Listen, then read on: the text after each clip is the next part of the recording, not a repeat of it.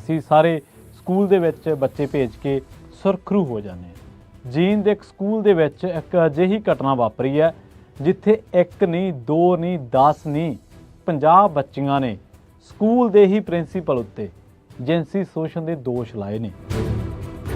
ਸਤਿ ਸ਼੍ਰੀ ਅਕਾਲ, ਤੁਸੀਂ ਜੁੜੇ ਹੋਏ ਹੋ ਪੰਜਾਬੀ ਰੇਡੀਓ USA ਦੇ ਨਾਲ ਤੇ ਪ੍ਰੋਗਰਾਮ ਸਪੈਸ਼ਲ ਰਿਪੋਰਟ ਦੇ ਵਿੱਚ ਤੁਹਾਡਾ ਸਾਰਿਆਂ ਦਾ ਸਵਾਗਤ ਹੈ। ਅਕਸਰ ਹੀ ਆਪਾਂ ਸਾਰੇ ਬੱਚੇ ਆਪਣੇ ਸਕੂਲ ਦੇ ਵਿੱਚ ਭੇਜਦੇ ਹਾਂ ਤੇ ਸਾਨੂੰ ਇਹ ਲੱਗਦਾ ਕਿ ਸਾਡਾ ਬੱਚਾ ਜੇ ਘਰੋਂ ਸਕੂਲ ਤੇ ਸਕੂਲ ਤੋਂ ਘਰ ਆ ਰਿਹਾ ਤੇ ਇਹਦਾ ਮਤਲਬ ਇਹ ਹੈ ਕਿ ਉਹ ਸੁਰੱਖਿਅਤ ਹੈ। ਅਸੀਂ ਸਾਰੇ ਸਕੂਲ ਦੇ ਵਿੱਚ ਬੱਚੇ ਭੇਜ ਕੇ ਸੁਰਖਰੂ ਹੋ ਜਾਂਦੇ ਹਾਂ। ਪਰ ਕੀ ਤੁਹਾਨੂੰ ਪਤਾ ਵਾ ਕਿ ਸਕੂਲ ਦੇ ਵਿੱਚ ਵੀ ਬੇਗੈਰਤ, ਬੇਅਣਖੇ ਤੇ ਆਪਣੇ ਅਹੁਦਿਆਂ ਤੇ ਵਰਦੀਆਂ ਨੂੰ ਜਾਂ ਆਪਣੇ ਅਹੁਦਿਆਂ ਦੀਆਂ ਪੋਜੀਸ਼ਨਾਂ ਨੂੰ ਦਾਗਦਾਰ ਕਰਨ ਵਾਲੇ ਘਟੀਆ ਚਰਿੱਤਰ ਦੇ ਲੋਕ ਵੀ ਹੁੰਦੇ ਨੇ। ਜੀਂਦ ਦੇ ਇੱਕ ਸਕੂਲ ਦੇ ਵਿੱਚ ਇੱਕ ਅਜਿਹੀ ਘਟਨਾ ਵਾਪਰੀ ਹੈ ਜਿੱਥੇ ਇੱਕ ਨਹੀਂ, ਦੋ ਨਹੀਂ, 10 ਨਹੀਂ, 20 ਨਹੀਂ, 30 ਨਹੀਂ ਬਲਕਿ 50 ਬੱਚੀਆਂ ਨੇ ਸਕੂਲ ਦੇ ਹੀ ਪ੍ਰਿੰਸੀਪਲ ਉੱਤੇ ਜਿਨਸੀ ਸ਼ੋਸ਼ਣ ਦੇ ਦੋਸ਼ ਲਾਏ ਨੇ। ਦੋਸ਼ ਇੰਨੇ ਗੰਭੀਰ ਨੇ ਕਿ ਉਹਦੇ ਦਫ਼ਤਰ ਦੇ ਵਿੱਚ ਇੱਕ CCTV ਕੈਮਰਾ ਲੱਗਿਆ ਹੋਇਆ ਸੀ ਜਿਹੜਾ ਸਾਰੇ ਸਕੂਲ ਦੇ ਵਿੱਚ ਸੀ ਤੇ CCTV ਕੈਮਰਿਆਂ ਦਾ ਜਿਹੜਾ ਕੰਟਰੋਲ ਸੀ ਉਹ ਉਸ ਪ੍ਰਿੰਸੀਪਲ ਦੇ ਕੋਲੇ ਸੀ ਤੇ ਇਸ ਘਟੀਆ ਬੰਦੇ ਨੇ, ਘਟੀਆ ਕਰੈਕਟਰ ਦੇ ਬੰਦੇ ਨੇ ਇੱਥੋਂ ਤੱਕ ਕਿ ਆਪਣਾ ਜਿਹੜਾ ਜਾਲ ਹੈ ਉਹ ਬਣਾਇਆ ਹੋਇਆ ਸੀਗਾ ਕਿ ਕਈ ਜਿਹੜੇ ਸਹਿ ਮੁਲਾਜ਼ਮ ਜਿਨ੍ਹਾਂ ਦੇ ਵਿੱਚ ਕੁਝ ਬੀਬੀਆਂ ਦਾ ਵੀ ਨਾਂ ਆ ਰਿਹਾ, ਟੀਚਰਸ ਦਾ, ਉਹਨਾਂ ਨੂੰ ਨਾਲ ਲਾਇਆ ਹੋਇਆ ਸੀਗਾ ਤੇ ਜੇਕਰ ਕੋਈ ਬੱਚੀ ਇਸ ਬਾਬਤ ਆਵਾਜ਼ ਬੁਲੰਦ ਕਰਦੀ ਸੀ ਤਾਂ ਉਹ ਉਸ ਦੇ ਵਿਰੁੱਧ ਜਾਂ ਤਾਂ ਉਹਨੂੰ ਡਰਾ ਧਮਕਾ ਦਿੰਦਾ ਸੀ ਜਾਂ ਦੂਜੇ ਟੀਚਰਸ ਦੇ ਰਾਹੀਂ ਉਹਦੇ ਉੱਤੇ ਦਬਾਅ ਪਵਾ ਦਿੰਦਾ ਸੀ। ਇਹ ਬੰਦਾ ਇੱਥੇ ਨਹੀਂ ਰੁਕਿਆ, ਇਹਨੇ ਇੱਕ ਟ੍ਰਿਪ ਪਲਾਨ ਕੀਤਾ ਬੱਚੀਆਂ ਨੂੰ ਬਾਹਰ ਲਿਜਾਣ ਦਾ, ਸ਼ਾਇਦ ਪੰਜਾਬ ਦੇ ਕਿਸੇ ਸ਼ਹਿਰ ਦਾ। ਇਹਨੇ ਟ੍ਰਿਪ ਦੇ ਉੱਤੇ ਵੀ ਬੱਚੀਆਂ ਨੂੰ ਜਿਹੜਾ ਉਹ ਤੰਗ ਪਰੇਸ਼ਾਨ ਕੀਤਾ ਜਾਂ ਉਹਨਾਂ ਉੱਤੇ ਮਾਨਸਿਕ ਤੌਰ ਤੇ ਦਬਾਅ ਪਾਇਆ ਇਸ ਪ੍ਰਿੰਸੀਪਲ ਨੇ ਤੇ ਕਿ ਤੁਸੀਂ ਮੇਰੀ ਸ਼ਿਕਾਇਤ ਨਹੀਂ ਕਰਨੀ। ਬੱਚੀਆਂ ਨੇ ਆਪਣੇ ਮਾਪਿਆਂ ਕੋਲੇ ਜਾਂ ਮਾਪਿਆਂ ਨੇ ਪੁਲਿਸ ਕੋਲੇ ਸ਼ਿਕਾਇਤ ਕੀਤੀ ਹੋਣੀ ਹੈ ਪਰ ਉਹਦੇ 'ਤੇ ਕੋਈ ਕਾਰਵਾਈ ਨਹੀਂ ਹੋਈ। ਅਖੀਰ ਬੱਚੀਆਂ ਨੇ 31 ਅਗਸਤ ਨੂੰ ਕੌਮੀ ਮਹਿਲਾ ਕਮਿਸ਼ਨ ਤੱਕ ਅਪਰੋਚ ਕੀਤੀ ਤਾਂ ਜਾ ਕੇ ਇਸ ਬੰਦੇ ਤੇ 4 ਨਵੰਬਰ ਨੂੰ ਸਖਤ ਪੈਕਸੋ ਐਕਟ ਦੇ ਤਹਿਤ ਇਹਨੂੰ ਗ੍ਰਿਫਤਾਰ ਕੀਤਾ ਗਿਆ, ਮਾਮਲਾ ਦਰਜ ਹੋਇਆ।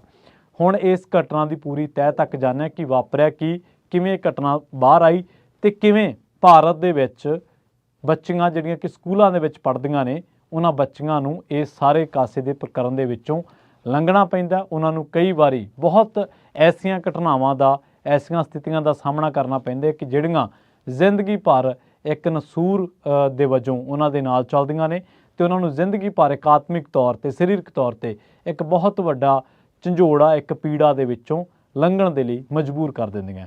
ਪੂਰੀ ਕਹਾਣੀ ਕੀ ਹੈ ਤੇ ਉਸ ਤੋਂ ਬਾਅਦ ਕਿੱਥੇ ਕਿੱਥੇ ਪਿੱਛੇ ਜਿਹੜਾ ਦਿਨਾਂ ਦੇ ਵਿੱਚ ਜਾਂ ਮਹੀਨਿਆਂ ਦੇ ਵਿੱਚ ਭਾਰਤ ਦੇ ਵਿੱਚ ਕਿੱਥੇ ਕਿੱਥੇ ਇਹ ਜਿਹੜੇ ਗੁਰੂ ਨੇ, ਗੁਰੂਆਂ ਦਾ ਮਖੌਟਾ ਪਾ ਕੇ ਜਿਹੜੇ ਹੈਵਾਨੀਅਤ ਜਾਂ ਕਹਿ ਲਈਏ ਕਿ ਆਪਦੀ ਜਿਹੜੀ ਹਵਸ ਹੈ ਉਹਨੂੰ ਪੂਰਾ ਕਰਨ ਦੇ ਲਈ ਨਿੱਕੀਆਂ ਨਿੱਕੀਆਂ ਬੱਚੀਆਂ ਨੂੰ ਆਪਣੀ ਹਵਸ ਦਾ ਸ਼ਿਕਾਰ ਬਣਾਉਂਦੇ ਨੇ।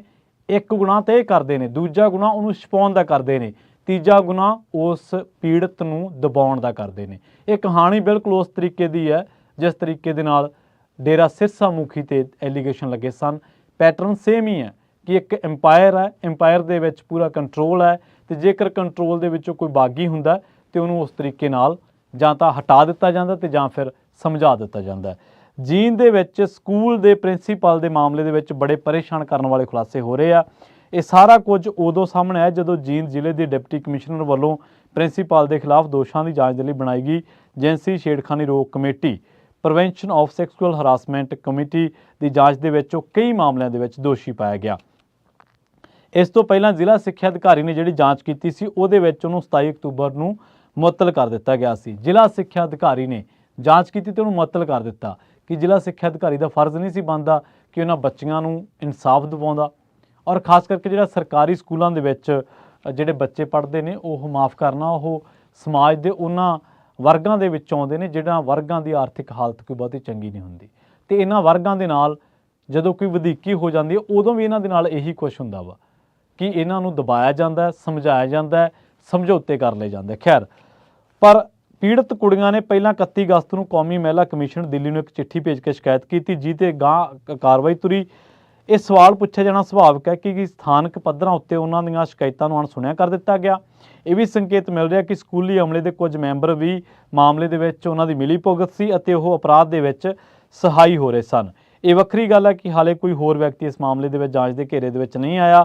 ਪਤਾ ਲੱਗਿਆ ਕਿ ਪ੍ਰਿੰਸੀਪਲ ਨੇ ਸਕੂਲ ਕਮਰੇ ਦੀਆਂ ਖਿੜਕੀਆਂ ਦੇ ਸ਼ੀਸ਼ਿਆਂ ਨੂੰ ਕਾਲੀ ਫਿਲਮ ਲਾਈ ਸੀ ਅਤੇ ਸੀਸੀਟੀਵੀ ਕੈਮਰੇ ਦੇ ਵਿੱਚ ਉਸ ਦੀ ਕੁਰਸੀ ਵਾਲੀ ਥਾਂ ਦਿਖਾਈ ਨਹੀਂ ਸੀ ਦਿੰਦੀ। ਇੰਨਾ ਹੀ ਨਹੀਂ, ਸੀਸੀਟੀਵੀ ਕੈਮਰੇ ਦਾ ਕੰਟਰੋਲ ਵੀ ਉਹਦੇ ਆਪਣੇ ਕਮਰੇ ਦੇ ਵਿੱਚ ਸੀ ਤੇ ਉਹਦੇ ਹੱਥ ਹੇਠਾਂ ਸੀ। ਲੋਕਾਂ ਦੇ ਵਿੱਚ ਇਹ ਪ੍ਰਭਾਵ ਜਾ ਰਿਹਾ ਕਿ ਸਿੱਖਿਆ ਵਿਭਾਗ ਨੇ ਦੋਸ਼ੀ ਨੂੰ ਪੂਰੀ ਖੁੱਲ੍ਹ ਦਿੱਤੀ ਹੋਈ ਹੈ ਤੇ ਅਲੜ ਕੁੜੀਆਂ ਉਸ ਦਾ ਸ਼ਿਕਾਰ ਬਣ ਰਹੀਆਂ ਨੇ। ਪਿਛਲੀਆਂ ਤੈਨਾਤੀਆਂ ਦੌਰਾਨ ਵੀ ਇਹ ਬੰਦੇ ਉੱਤੇ ਦੁਰਾਚਾਰ ਤੇ ਚਰਿੱਤਰਹੀਣਤਾ ਦੇ ਦੋਸ਼ ਲੱਗਦੇ ਰਹੇ ਨੇ। ਇਸ ਦੇ ਬਾਵਜੂਦ ਨਾ ਤਾਂ ਉਹਦੇ ਤੱਕ ਹਾਲੇ ਤੱਕ ਕੋਈ ਕਾਰਵਾਈ ਹੋਈ ਤੇ ਨਾ ਹੀ ਉਹ 'ਤੇ ਨਜ਼ਰ ਰੱਖੀ ਗਈ। ਵਿਭਾਗ ਉਦੋਂ ਵੀ ਸੁੱਤਾ ਫੜਿਆ ਗਿਆ ਜਦੋਂ ਇਹ ਗੱਲ ਸਾਹਮਣੇ ਆਈ ਕਿ ਪ੍ਰਿੰਸੀਪਲ ਇੱਕ ਮਰਦ ਤੇ ਕੁਝ ਮਹਿਲਾ ਅਧਿਆਪਕਾਂ ਸਣੇ 50 ਵਿਦਿਆਰਥਣਾਂ ਨੂੰ 25 ਅਕਤੂਬਰ ਨੂੰ ਅੰਮ੍ਰਿਤਸਰ ਦੀ 3 ਰੋਜ਼ਾ ਫੇਰੀ ਉੱਤੇ ਲੈ ਗਿਆ ਤੇ ਇਸੇ ਦੌਰਾਨ ਫੇਰੀ ਉੱਤੇ ਤਾਂ ਲੈ ਕੇ ਗਿਆ ਇਹ 3 ਦਿਨਾਂ ਦੇ ਲਈ। ਉਹਨੇ ਇਸ ਮਾਮਲੇ ਬਾਰੇ ਮੂੰਹ ਨਾ ਖੋਲ੍ਹਣ ਦੇ ਲਈ ਦਬਾਅ ਪਾਇਆ। ਇਹ ਸਭ ਕਾਸੇ ਦੇ ਮੱਦੇਨਜ਼ਰ ਪੂਰੀ ਡੂੰਘਾਈ ਦੇ ਨਾਲ ਇਸ ਮਾਮਲੇ ਦੀ ਤਫਤੀਸ਼ ਕੀਤੇ ਜਾਣ ਦੀ ਲੋੜ ਹੈ ਤੇ ਨਾਲ ਹੀ ਲੋੜ ਜਿਹੜੀਆਂ ਲਾਹਣਤਾਂ ਪਾਉਣ ਦੀ ਲੋੜ ਆ ਸਾਡੇ ਸਮਾਜ ਦੀ ਉਸ ਚਿੱਟੀ ਸਿਉਂਕ ਨੂੰ, ਉਹਨਾਂ ਲੀਡਰਾਂ ਨੂੰ ਜਿਹੜੇ ਵੋਟਾਂ ਮੰਗਣ ਤਾਂ ਗਰੀਬ ਲੋਕਾਂ 'ਤੇ ਚਲੇ ਜਾਂਦੇ ਆ, ਪਰ ਜਦੋਂ ਗਰੀਬ ਮਾਤੜ ਕੋਈ ਬੰਦਾ ਉੱਠ ਕੇ ਕੋਈ ਆਮ ਬੰਦਾ ਇਨਸਾਫ ਮੰਗਦਾ ਉਹਦੇ ਬੱਚੇ ਨਾਲ ਉਹਦੀ ਬੱਚੀ ਨਾਲ ਕੁਛ ਵਧੀਕੀ ਹੁੰਦੀ ਹੈ, ਚਾਹੇ ਜਿਸਮਾਨੀ ਤੌਰ 'ਤੇ ਚਾਹੇ ਕਿਸੇ ਹੋਰ ਤੌਰ 'ਤੇ, ਤਾਂ ਉਦੋਂ ਇਹ ਲੋਕ ਨਾਲ ਨਹੀਂ ਰਲਦੇ। ਉਦੋਂ ਇਹ ਲੋਕ ਉਸ ਪਾਸੇ ਖੜੇ ਦਿਖਾਈ ਦਿੰਦੇ ਆ ਜਿੱਥੋਂ 4 ਗਾਂਧੀ ਡਿੱਗ ਪੈਂਦੇ ਆ। ਖੈਰ ਇਹ ਪਹਿਲਾ ਮਾਮਲਾ ਨਹੀਂ ਹੈ। 2 ਜੁਲਾਈ 2019 ਨੂੰ ਇੱਕ ਖਬਰ ਛਪੀ ਹੈ। ਉਸ ਖਬਰ ਦਾ ਜਿਹੜਾ ਟਾਈਟਲ ਆ ਜਾਂ ਉਸ ਖਬਰ ਦਾ ਜਿਹੜਾ ਮਜ਼ਮੂਨ ਆ ਉਹ ਇਹ ਕਹਿੰਦਾ ਕਿ ਨੈਸ਼ਨਲ ਹਿਊਮਨ ਰਾਈਟ ਕਮਿਸ਼ਨ ਨੇ ਇੱਕ ਟੀਮ ਭੇਜੀ ਹੈ, ਹਰਿਆਣਾ ਗਵਰਨਮੈਂਟ ਨੂੰ ਨੋਟਿਸ ਭੇਜਿਆ ਤੇ ਇੱਕ ਸਕੂਲ ਦੇ ਵਿੱਚ ਪ੍ਰਾਇਮਰੀ ਸਕੂਲ ਦੇ ਵਿੱਚ ਘਟੀ ਇੱਕ ਘਟਨਾ ਦੇ ਬਾਬਤ ਉਹਦੇ ਵਿੱਚ ਲਿਖਿਆ ਗਿਆ ਕਿ ਤੁਸੀਂ ਭਾਈ ਇਹਦੀ ਪੜਤਾਲ ਕਰੋ। ਉੱਤਰ ਪ੍ਰਦੇਸ਼ ਦੇ ਵਿੱਚ ਹੀ ਇਸੇ ਮਹੀਨੇ ਇੱਕ ਅਰੈਸਟ ਕੀਤੀ ਗਈ ਹੈ, ਸਕੂਲ ਟੀਚਰ ਦੀ ਅਰੈਸਟ ਹੋਈ ਹੈ, ਸਕੂਲ ਟੀਚਰ ਨੂੰ ਗ੍ਰਿਫਤਾਰ ਕੀਤਾ ਗਿਆ। ਉਹਦੇ ਤੇ ਦੋਸ਼ ਲੱਗੇ ਨੇ ਕਿ ਉਹਨੇ ਸਟੂਡੈਂਟਸ ਦੇ ਨਾਲ, ਕੁੜੀਆਂ ਦੇ ਨਾਲ ਉਹਦਾ ਜਿਹੜਾ ਜੈਸਚਰ ਸੀ ਜਾਂ ਉਹਦਾ ਜਿਹੜਾ ਗੱਲਬਾਤ ਕਰਨ ਦਾ ਤਰੀਕਾ ਸੀ ਉਹ ਸਹੀ ਨਹੀਂ ਸੀ ਤੇ ਉਹਨੇ ਕਈ ਜਿਹੜੀਆਂ ਕੁੜੀਆਂ ਨੇ ਜਿਹੜੀ ਦਲਿਤ ਭਾਈਚਾਰੇ ਤੋਂ ਆਉਂਦੀਆਂ ਸੀ ਤਾਂ ਕਈ ਕੁੜੀਆਂ ਦੇ ਨਾਲ ਜਦੋਂ ਉਹ ਗੱਲਬਾਤ ਕਰਦਾ ਸੀ ਤਾਂ ਉਹਨਾਂ ਨੂੰ ਗਲਤ ਤਰੀਕੇ ਨਾਲ ਉਹ ਛੂੰਹਦਾ ਸੀ। ਅਲ ਜਜ਼ੀਰਾ ਦੇ ਵਿੱਚ ਇੱਕ ਰਿਪੋਰਟ ਛਪੀ ਹੈ 15 ਜਨਵਰੀ 2018 ਨੂੰ, ਜਿਹਦੇ ਵਿੱਚ ਲਿਖਿਆ ਕਿ ਇੱਕ ਦਲਿਤ ਭਾਈਚਾਰੇ ਦੀ ਕੁੜੀ ਹੈ ਜਿਹੜੀ ਕਿ ਗੁੰਮ ਹੋ ਜਾਂਦੀ ਹੈ 15 ਜਨਵਰੀ ਤੇ ਪਿਛਲੇ ਵੀਕ ਤੋਂ ਹਰਿਆਣੇ ਦੇ ਵਿੱਚ। ਉੱਥੋਂ ਉਹਦੀ ਜਿਹੜੀ ਡੈੱਡ ਬੋਡੀ ਆ ਉਹ ਇੱਕ ਨਹਿਰ ਦੇ ਨੇੜੇ ਮਿਲਦੀ ਹੈ ਜੀਂਦ ਡਿਸਟ੍ਰਿਕਟ ਦੇ ਵਿੱਚ, ਜਿੱਥੋਂ ਦੀ ਆਪਾਂ ਸਕੂਲ ਪ੍ਰਿੰਸੀਪਲ ਦੀ ਗੱਲ ਕਰ ਰਹੇ ਹਾਂ ਤੇ ਇਹ 100 ਕਿਲੋਮੀਟਰ ਵੈਸਟ ਦੇ ਵਿੱਚ ਪੈਂਦਾ ਵਾ, ਕੈਪੀਟਲ ਨਿਊ ਦਿੱਲੀ ਦੇ ਵਿੱਚ। ਡਾਕਟਰ ਇਹ ਗੱਲ ਕਹਿੰਦੇ ਕਿ ਉਹਦੇ ਨਾਲ ਪਹਿਲਾਂ ਗੈਂਗਰੇਪ ਕੀਤਾ ਗਿਆ, ਫਿਰ ਬਾਅਦ ਦੇ ਵਿੱਚ ਉਹਦੀ ਬੋਡੀ ਨੂੰ ਸਾੜ ਦਿੱਤਾ ਗਿਆ ਜਾਂ ਇਹ ਕਿ ਸਬੂਤ ਮਿਟਾਉਣ ਦੇ ਲਈ ਉਹਦੇ ਨਾਲ ਬਰੂਟਲ ਗੈਂਗਰੇਪ ਤੇ ਉਸ ਤੋਂ ਬਾਅਦ ਉਹ ਜਿਹੜਾ ਮਤਲਬ ਇਸ ਤਰੀਕੇ ਨਾਲ ਉਹਨੂੰ ਸਾੜਿਆ ਗਿਆ ਜਾਂ ਉਹਨੂੰ ਕਤਲ ਕੀਤਾ ਗਿਆ ਕਿ ਉਹਨਾਂ ਦਾ ਜਿਹੜਾ ਗੁਨਾਹ ਵਾ ਉਹ ਕਤਲ ਦੀ ਵਾਰਦਾਤ ਪਿੱਛੇ ਛਿਪ ਜਾਵੇ। ਜਿਹੜੇ ਇਨਵੈਸਟੀਗੇਟਰ ਸੀਗੇ ਅਲ ਜਜ਼ੀਰਾ ਨੇ ਇਸ ਮਾਮਲੇ ਦੇ ਵਿੱਚ ਲਿਖਿਆ ਕਿ ਉਹ ਇਸ ਤਰੀਕੇ ਦੀ ਦੱਸ ਰਹੇ ਆ ਸਥਿਤੀ ਕਿ ਜਿਸ ਤਰੀਕੇ ਦੇ ਨਾਲ ਇੱਕ ਮੈਡੀਕਲ ਸਟੂਡੈਂਟ ਦੇ ਨਾਲ ਨਿਰਭਇਆ ਜਿਹੜਾ ਕਾਂਡ ਹੈ ਨਵੀਂ ਦਿੱਲੀ ਦੇ ਵਿੱਚ ਵਾਪਰਿਆ ਸੀ 2012 ਦੇ ਵਿੱਚ, ਤਾਂ ਇਹ ਤਰਾਸਦੀ ਬਿਲਕੁਲ ਉਸ ਤਰ੍ਹਾਂ ਦੀ ਸੀ। ਡੈਕਨ ਹੈਲਡ ਦੇ ਵਿੱਚ ਇੱਕ ਰਿਪੋਰਟ ਛਪੀ ਹੈ, ਸ਼ਾਇਦ ਜੁਲਾਈ ਅਗਸਤ ਮਹੀਨਿਆਂ ਦੀ ਰਿਪੋਰਟ ਆ, ਉਹ ਉੜੀਸਾ ਦੀ ਹੈ। 11 ਸਾਲਾਂ ਦੀ ਇੱਕ ਟਰਾਈਬਲ ਜਿਹੜੇ ਭਾਈਚਾਰੇ ਤੋਂ ਕੁੜੀ ਆਉਂਦੀ ਹੈ ਇੱਕ, ਉਹਨੂੰ 2 ਜਿਹੜੇ ਟੀਚਰਸ ਨੇ ਸਕੂਲ ਦੇ ਉਹਨਾਂ ਨੇ ਉਹ ਸਕੂਲ ਦੇ ਹੀ ਇੱਕ ਪਖਾਨੇ ਦੇ ਵਿੱਚ ਲਿਜਾ ਕੇ ਉਹਦੇ ਨਾਲ ਸਰੀਰਕ ਤੌਰ ਤੇ ਜ਼ਬਰਦਸਤੀ ਕੀਤੀ ਤੇ ਉਹਦੇ ਨਾਲ ਜਿਹੜਾ ਉਹ ਰੇਪ ਕੀਤਾ। ਇਸ ਬੱਚੀ ਦੇ ਨਾਲ 2 ਟੀਚਰਾਂ ਨੇ, 2 ਮਾਸਟਰਾਂ ਨੇ ਉਹਦੇ ਨੇ।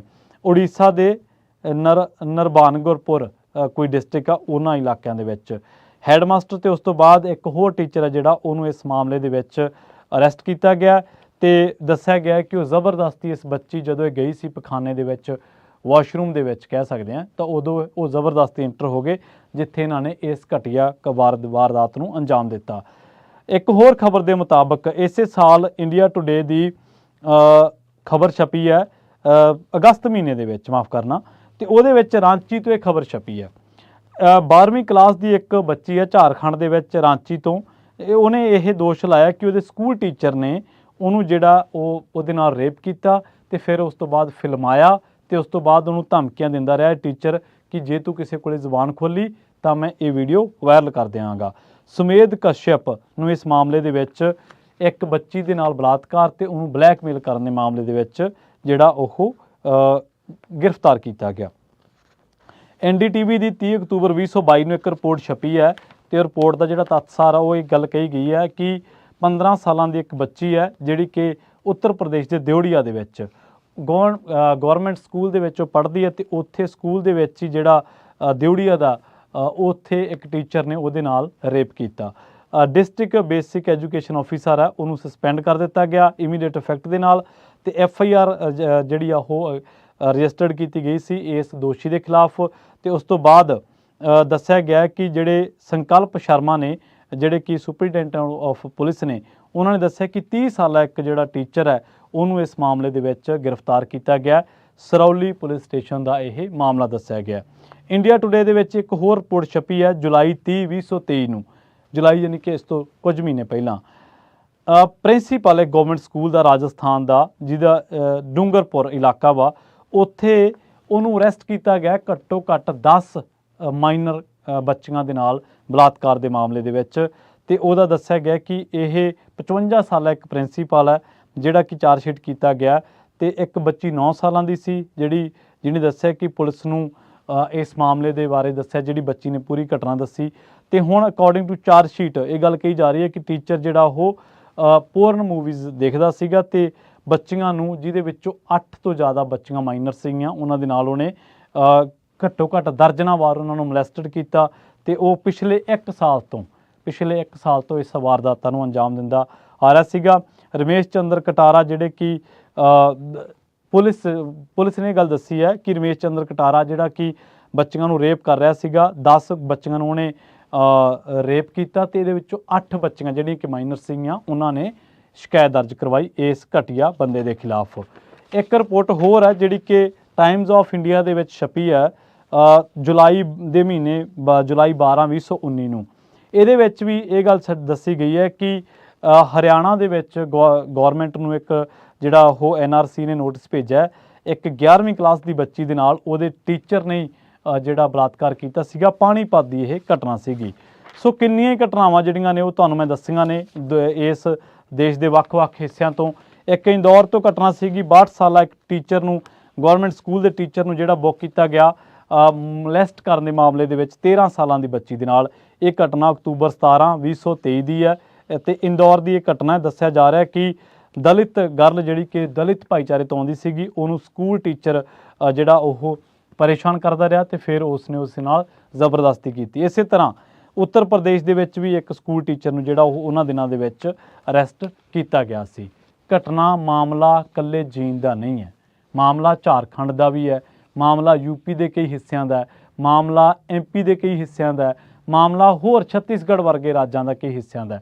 ਤੇ ਖਾਸ ਤੌਰ ਤੇ ਇਹਨਾਂ ਚੀਜ਼ਾਂ ਦੇ ਵਿੱਚ ਇੱਕ ਗੱਲ ਸਾਹਮਣੇ ਆਈ ਹੈ ਕਿ ਜਿਹੜੀਆਂ ਬੱਚੀਆਂ ਇੱਕ ਖਾਸ ਦੱਬੇ ਕੁਚਲੇ ਵਰਗਾਂ ਦੇ ਵਿੱਚੋਂ, ਭਾਈਚਾਰਿਆਂ ਦੇ ਵਿੱਚੋਂ ਆਉਂਦੀਆਂ ਨੇ, ਉਹਨਾਂ ਬੱਚੀਆਂ ਨੂੰ ਹਵਸ ਦਾ ਸ਼ਿਕਾਰ ਬਣਾਇਆ ਜਾਂਦਾ ਕਿਉਂਕਿ ਉਹ ਬੱਚੀਆਂ ਜਾਂ ਤਾਂ ਆਪਣੇ ਮਾਪਿਆਂ ਸਾਹਮਣੇ ਕੁਝ ਬੋਲਦੀਆਂ ਨਹੀਂ ਜਾਂ ਫਿਰ ਉਹਨਾਂ ਨੂੰ ਡਰਾ ਦਿੱਤਾ ਜਾਂਦਾ, ਧਮਕਾ ਦਿੱਤਾ ਜਾਂਦਾ। ਇੱਥੋਂ ਤੱਕ ਕਿ ਕਈ ਮਾਮਲਿਆਂ ਦੇ ਵਿੱਚ ਇਹ ਵੀ ਦੇਖਿਆ ਗਿਆ ਵਾ ਕਿ ਕੁਝ ਬੱਚੀਆਂ ਦੇ ਮਾਪਿਆਂ ਨੇ ਜਦੋਂ ਇਤਰਾਜ਼ ਜਤਾਇਆ ਤਾਂ ਉਹਨਾਂ ਬੱਚੀਆਂ ਦੇ ਮਾਪਿਆਂ ਨੂੰ ਇਹ ਡਰਾ ਦਿੱਤਾ ਗਿਆ ਕਿ ਤੁਹਾਡੀਆਂ ਬੱਚੀਆਂ ਸਕੂਲ 'ਚੋਂ ਕੱਢ ਦਿੱਤੀਆਂ ਜਾਣਗੀਆਂ ਤੇ ਇਹਨਾਂ ਦੇ ਕਰੈਕਟਰ ਸਰਟੀਫਿਕੇਟ ਦੇ ਉੱਤੇ ਇੱਕ ਲੀਕ ਮਾਰ ਦਿੱਤੀ ਜਾਊਗੀ, ਜਿਹਦੇ ਨਾਲ ਇਹ ਲੱਗੂਗਾ ਕਿ ਨਾ ਤਾਂ ਹੋਰ ਸਕੂਲ ਇਹਨਾਂ ਨੂੰ ਦਾਖਲਾ ਦੇਊਗਾ ਤੇ ਨਾ ਹੀ ਇਹ ਜ਼ਮਾਨੇ ਦੇ ਵਿੱਚ ਕੁਝ ਕਹਿਣ ਜੋਗੀਆਂ ਹੋਣਗੀਆਂ। ਇਹ ਉਹ ਘਟੀਆ ਲੋਕ ਨੇ ਜਿਨ੍ਹਾਂ ਨੂੰ ਵਿਵਸਥਾ ਨੇ, ਸਿਸਟਮ ਨੇ ਲਾਇਆ ਕਿ ਤੁਸੀਂ ਜਾ ਕੇ ਦਿਹਾਤੀ ਇਲਾਕਿਆਂ ਦੇ ਵਿੱਚ ਪੜ੍ਹਾਓ, ਪਰ ਇਹ ਪੜ੍ਹਾਉਣ ਦੇ ਨਾਂ 'ਤੇ ਕੀ ਕਰ ਰਹੇ ਨੇ, ਆਪਣੇ ਦਫ਼ਤਰਾਂ ਦੇ ਵਿੱਚ ਕਾਲੀਆਂ ਫਿਲਮਾਂ ਲਵਾ ਕੇ ਤੇ ਬੱਚੀਆਂ ਨੂੰ ਮੋਲੈਸਟ ਕਰ ਰਹੇ ਨੇ, ਉਹਨਾਂ ਨੂੰ ਸਰੀਰਕ ਜ਼ਬਰਦਸਤੀ ਕਰ ਰਹੇ ਨੇ।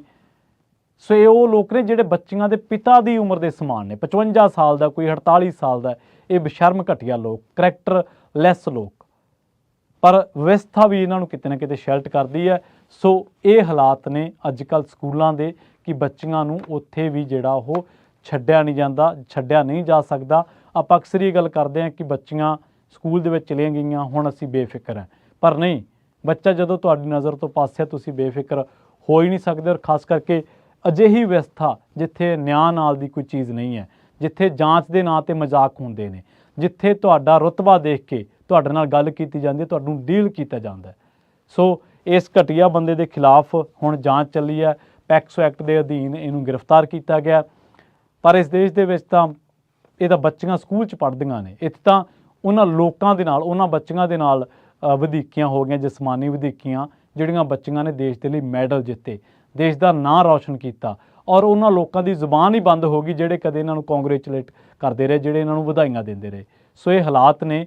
ਉਹ ਬੱਚੀਆਂ ਭਾਰਤ ਦੀਆਂ ਪਹਿਲਵਾਨਾਂ ਸਨ ਤੇ ਜਿਹੜੇ ਦੋਸ਼ ਲੱਗ ਰਹੇ ਸਨ ਉਹ ਸੀ ਭਾਜਪਾ ਦੇ MP ਬ੍ਰਿਜ ਭੂਸ਼ਣ ਦੇ ਉੱਤੇ। ਸੋ ਇਕੱਲਾ ਬ੍ਰਿਜ ਭੂਸ਼ਣ ਇੱਕ ਨਹੀਂ ਹੈ, ਇੱਥੇ ਕਈ ਬ੍ਰਿਜ ਭੂਸ਼ਣ, ਕਈ ਸਰਸੇ ਵਰਗੇ ਨਾਲ ਦੇ ਜਿਹੜੇ ਸਜ਼ਾ ਜ਼ਾਬਤਾ ਨੇ ਰੇਪ ਦੇ ਕੇਸਾਂ ਦੇ ਵਿੱਚ, ਉਹ ਇਕੱਲੇ ਡੇਰੇ ਸਿਰਸੇ ਦੇ ਵਿੱਚ ਥੋੜ੍ਹਾ ਹੈ, ਉਹ ਕਿਸੇ ਸਕੂਲ ਦੇ ਵਿੱਚ ਵੀ ਨੇ, ਉਹ ਕਿਸੇ ਲਾਇਬ੍ਰੇਰੀ ਦੇ ਵਿੱਚ ਵੀ ਹੋ ਸਕਦੇ ਆ।